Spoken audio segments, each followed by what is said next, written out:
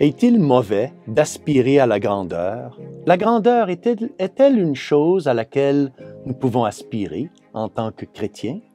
Eh bien, dans l'Évangile d'aujourd'hui, frères et sœurs, nous allons trouver une réponse à cette question.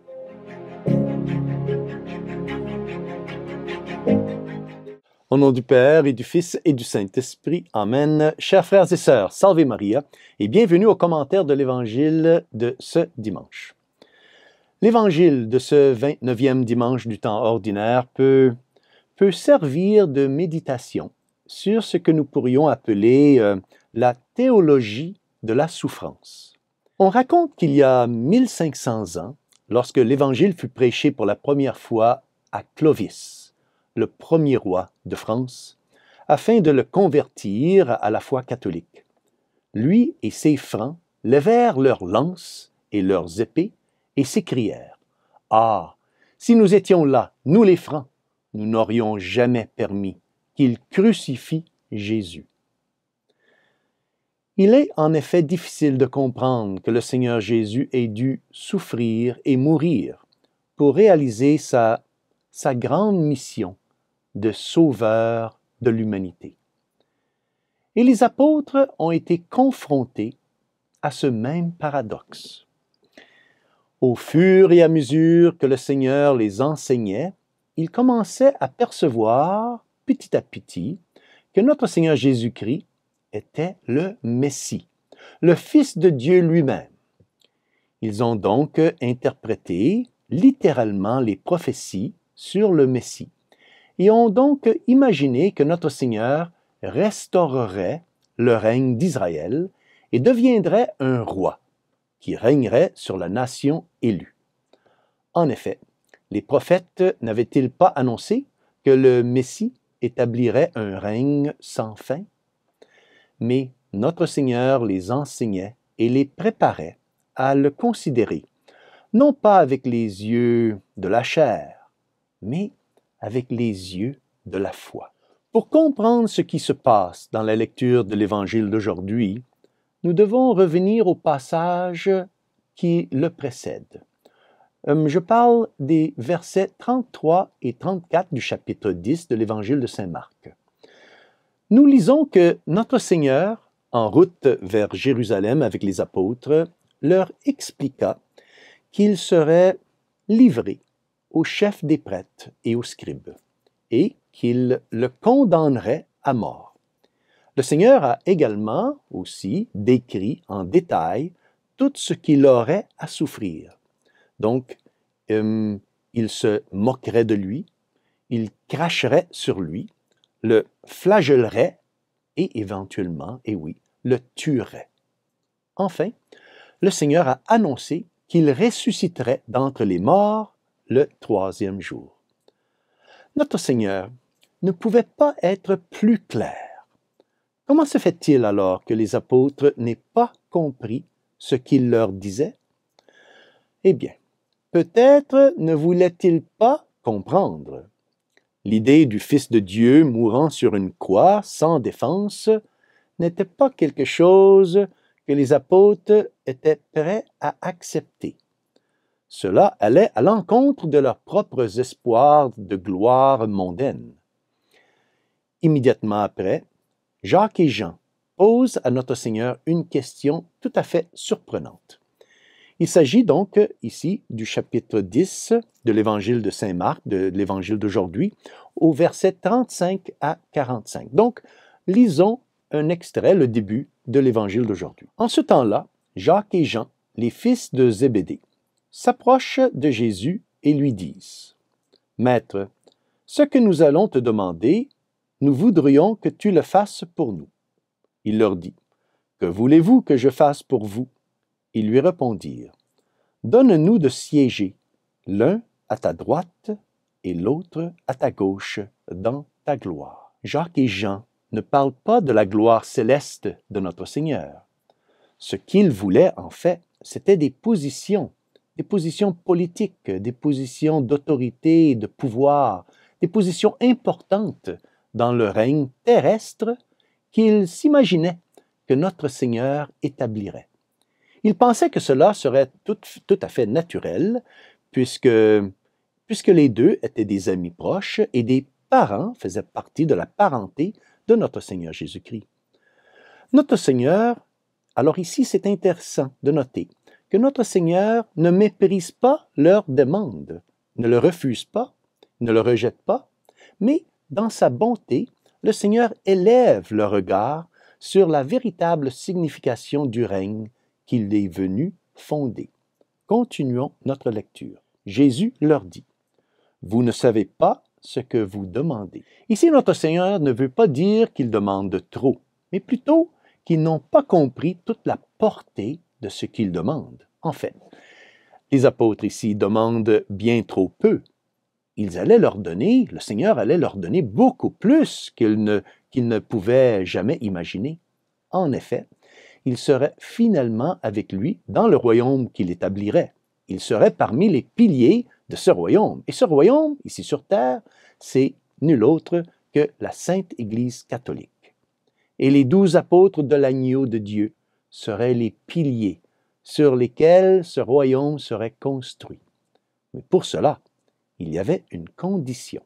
Continuons notre lecture. Pouvez-vous boire la coupe que je vais boire, être baptisé du baptême dans lequel je vais être plongé? Jacques et Jean désiraient la gloire, mais ils ignoraient que la vraie gloire ne vient pas du prestige, mais de la douleur. La vraie gloire ne vient que de la croix. Notre Seigneur les corrige donc et leur donne la bonne vision de sa mission. Il régnerait à la droite du Père, oui, mais en ayant d'abord conquis le royaume par sa passion et sa mort. S'ils voulaient suivre l'agneau de Dieu, ils devraient faire la même chose que lui.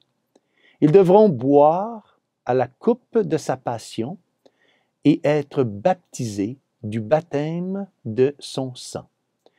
Ils devraient mêler leur sang au sien en le versant pour son nom. Ils lui dirent, « Nous le pouvons. » Les apôtres répondent, « Nous le pouvons. » Sans aucun doute, ils ne réalisaient pas toute la profondeur de ce qu'ils disaient. Cependant, leurs paroles, et oui, étaient quand même prophétiques. Même si elle était motivée par une sorte d'autosuffisance ou de gloire, et non pas par la confiance et l'amour pour Dieu. Jésus leur dit, « La coupe que je vais boire, vous la boirez, et vous serez baptisés du baptême dans lequel je vais être plongé. Quant à siéger à ma droite ou à ma gauche, ce n'est pas à moi de l'accorder. Il y a ceux pour qui cela est préparé. » Notre Seigneur a prophétisé qu'il boirait effectivement à sa coupe du martyre. Saint Jacques, donc, fut le premier des apôtres à être martyrisé pour sa foi en Jésus. Il fut martyrisé à Jérusalem en l'an 44. Saint Jean, lui, fut le seul apôtre à mourir de mort naturelle. Cependant, Saint Jean a été aussi le seul à suivre la passion de notre Seigneur et à assister à sa crucifixion et à sa mort. La tradition nous apprend également que Saint Jean a été jeté dans un chaudron d'huile bouillante et qu'il en est sorti miraculeusement indemne. Les 10 autres qui avaient entendu se mirent à s'indigner contre Jacques et Jean. En effet, les autres apôtres n'étaient pas dans une situation très différente de celle de Saint Jacques et de Saint Jean. Les autres apôtres voulaient eux aussi occuper des postes importants, prestigieux, dans le futur règne du Christ. Et ils étaient donc jaloux des 2 autres, de Jacques et Jean, qui, eux, essayaient d'utiliser l'influence de leur parenté pour obtenir des faveurs pour eux-mêmes. Jésus les appela et leur dit, « Vous le savez, ceux que l'on regarde comme chefs des nations les commandent en maîtres. Les grands leur font sentir leur pouvoir. Parmi vous, il ne doit pas en être ainsi. Celui qui veut devenir grand parmi vous sera votre serviteur. Celui qui veut être parmi vous le premier sera l'esclave de tous. Car le Fils de l'homme n'est pas venu pour être servi, mais pour servir et donner sa vie en rançon pour la multitude. Alors oui, chers frères et sœurs, le désir de grandeur est quelque chose de légitime. Oui, vouloir être le premier, c'est légitime.